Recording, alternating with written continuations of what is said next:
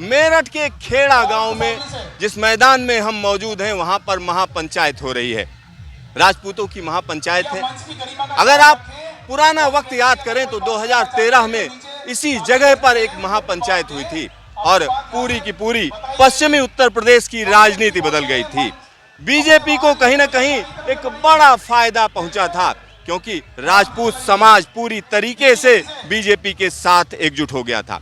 आज स्थितियां बदल चुकी हैं, राजनीति पूरी तरीके से बदल चुकी है। हमारे साथ कई राजपूत नेता हैं, आइए उन्हीं से बात करते हैं, उनसे जानते हैं कि आखिरकार बीजेपी का विरोध वो क्यों कर रहे हैं। क्या नाम है भाई साहब आपका?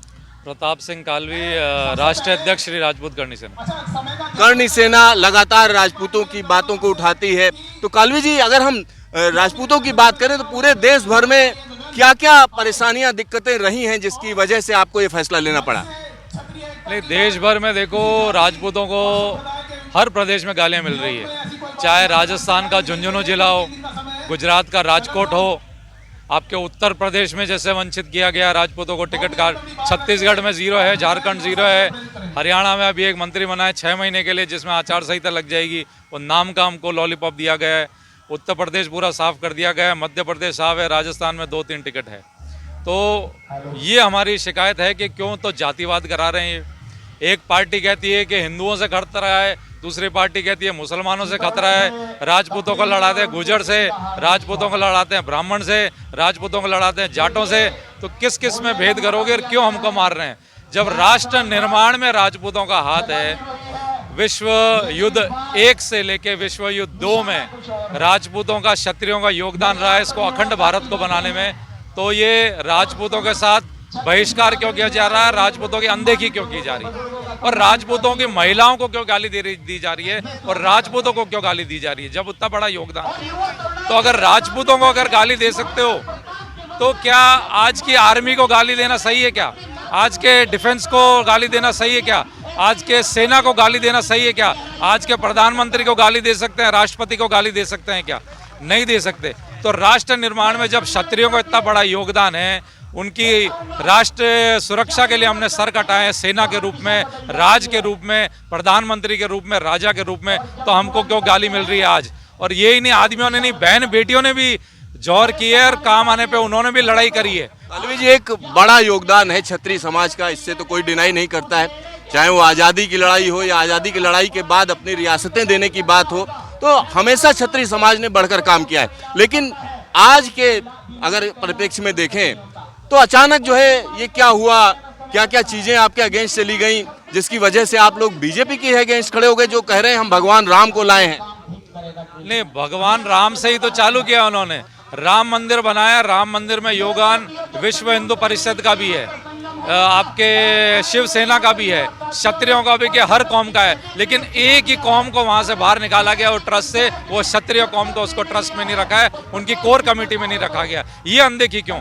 इतने सालों से, इतने युगों से अगर क्षत्रिय देश को बचाता है, जो अखंड भारत की बात करते हैं, ये भगवा ध्वज की बात करते हैं, जो हिंदू की बात करते हैं, उसकी पराकाष्ठा ही क्षत्रिय है, उसी को गालियां दे रहे हैं और उसी की अनदेखी कर रहे हैं। और राम मंदिर में से ही इन्होंने अनदेखी करना चालू किया है, अब ये टिकटों में कर रहे हैं क्योंकि राष्ट्रवाद का खून इस क्षत्रिय में है। इनको पता है कि अगर राष्ट्र पे कुछ बेचने की बात है या अगर राष्ट्र के लिए इन्होंने कुछ गलत किया तो ये क्षत्रिय कौम, राजपूत कौम है जो सबसे पहले खड़ा होगा। कालवी जी, अगर हम आबादी की बात करें तो पूरे देश भर में क्षत्रियों की कितनी आबादी है?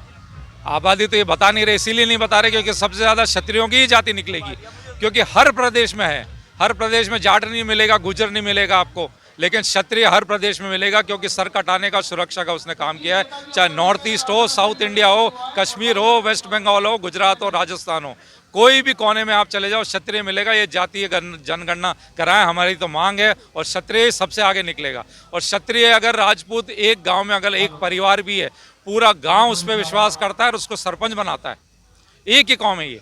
लेकिन जब जातिवाद की आप एक तरफ बात कर रहे हैं कि अलग अलग इलाकों में कुछ जातियों को प्रमुखता दी गई, आपको नहीं दी गई, तो कहीं ना कहीं जातिवाद को ही तो बढ़ावा दे रहे हैं आप लोग। नहीं, हम नहीं दे रहे, जातिवाद का बढ़ावा ये पार्टियां दे रही है, यहाँ देखें ना, आज आपको यहाँ मुसलमान भाई मिलेंगे, ब्राह्मण मिलेंगे, गुजर मिलेंगे, एक ही मंच पे हमारे कहने पे, हमारे इस मंच की खेड़ा की छत्र छाया की पावन धरती पे आज सब कौम आई है। हम राजस्थान से उठ के आए हैं, मध्य प्रदेश से लोग आ रहे हैं। तो राजपूतों के ऊपर विश्वास ये जाति है, ये जातिवाद करता है, तो ये पार्टियां करती है, ये सबको बांट के रखते हैं। राजपूतों में 10 भाग करके रखते हैं कि इनके भाग करो और वोट हमको दे दें। भाग हम में करते हैं।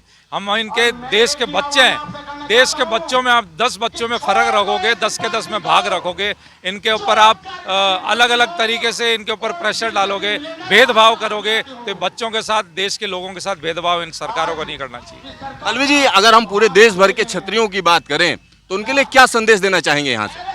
क्षत्रियों को संदेश ये देना चाहेंगे, आप देखिए हजारों साल से 2 ही मुद्दे हैं जो क्षत्रियों के और देश के खिलाफ करा गया है। एक तो मंदिर पे हमारा अटैक हुआ है, 5000 साल से ले लो, 2000 साल से ले लो, जो भी आक्रामणकर्ता यहाँ पे आए उन्होंने भी मंदिर पे आक्रमण किया, कब्जा रखा है और क्षत्रियों से उनका शस्त्र लेने की करी है। यही अंग्रेजी सरकार ने किया है, ये सरकार अभी कर रही है।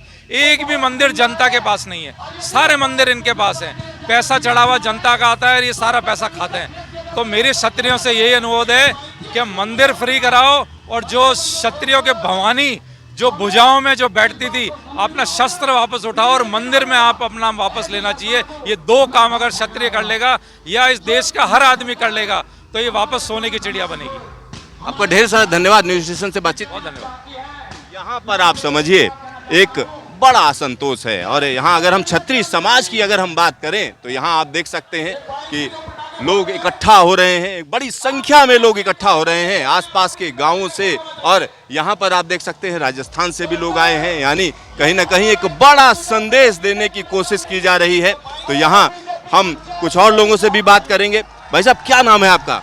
मेरा नाम ठाकुर चंद्रपाल सिंह कुर्थल, अध्यक्ष क्षत्रिय विकास सभा मेरठ। मेरठ से हैं आप। तो इस बार जो हुआ, क्या कहेंगे उसको लेकर? ये तो होना ही था। भारतीय जनता पार्टी के जो 2 शीर्ष नेता हैं उन्होंने राजपूत को जो है एक वोट के रूप में इस्तेमाल किया है। 10 सालों से भारतीय जनता पार्टी को 95% ठाकुर वोट कर रहा था, लेकिन इस बार इन्होंने जो भारतीय जनता पार्टी ने हमारे शीर्ष नेताओं के लोगों के टिकट भी काट दिए हैं, तो ये जन आक्रोश थमने का नाम नहीं लेगा। ये पूरे देश में चल रहा है। नहीं, एक तरफ तो आपके यहाँ रक्षा मंत्री राजनाथ सिंह हैं, दूसरी तरफ मुख्यमंत्री योगी आदित्यनाथ जी हैं। इसी तरीके से जो मेन जगह है वहाँ पर तो छत्री बैठे हुए हैं, राजपूत बैठे हुए हैं। आप कह रहे हैं भेदभाव हो रहा है। हमारे राजनाथ सिंह रक्षा मंत्री हैं, लेकिन राफेल अगर आता है तो उसका फिट्टा मोदी जी काटते हैं। राफेल में बैठते हैं, मोदी जी बैठते हैं, तो इनको तो एक पद के नाम से छोड़ रखा है। सिर्फ इनका कोई वजूद नहीं छोड़ रखा है, सिर्फ पद दे रखा है। रक्षा मंत्री राजनाथ सिंह हैं तो बस वे रक्षा मंत्री हैं, से ज़्यादा उनके द्वारा कोई अधिकार नहीं है। डबल इंजन की सरकार, योगी मोदी, बार बार नारे लगाए जाते हैं। आप कह रहे हैं कि परेशानी है। अगर डबल इंजन की सरकार है और ये इतना काम करें तो आज ये पूरे देश में जन आक्रोश क्यों है? राजपूत भाइयों का तो विरोध इसलिए है कि इनके पूरे हिंदुस्तान से टिकट काट दिए गए। लेकिन मैं आपसे पूछना चाहता हूँ, ब्राह्मण समाज, त्यागी समाज, सैनी समाज, कश्यप समाज, ये सारे समाज क्यों नाराज हैं? ये इसने नाराज हैं क्योंकि इन्होंने सभी के स्वाभिमान को ठेस पहुँचाई है। स्वाभिमान को ठेस पहुँची है। यहाँ आप समझिए तरह तरह आसपास के गांवों के लोग इकट्ठा हो रहे हैं, सैनी समाज भी इकट्ठा हो रहा है, ऐसा दावा है, और साथ ही साथ ब्राह्मण समाज भी इसमें शामिल हो रहा है और एक महापंचायत की जा रही है। यहाँ पर एक और चीज़ मैं आपको बता दूं, ये वही खेड़ा गांव है जिसने उत्तर प्रदेश की राजनीति को पूरी तरीके से बदल दिया था। आज हम कह सकते हैं 360 का टर्न आ गया है, यानी यू टर्न ले रही है राजनीति। कैमरामैन शकील अहमद के साथ सिद्धार्थ, न्यूज स्टेशन, खेड़ा गांव, मेरठ।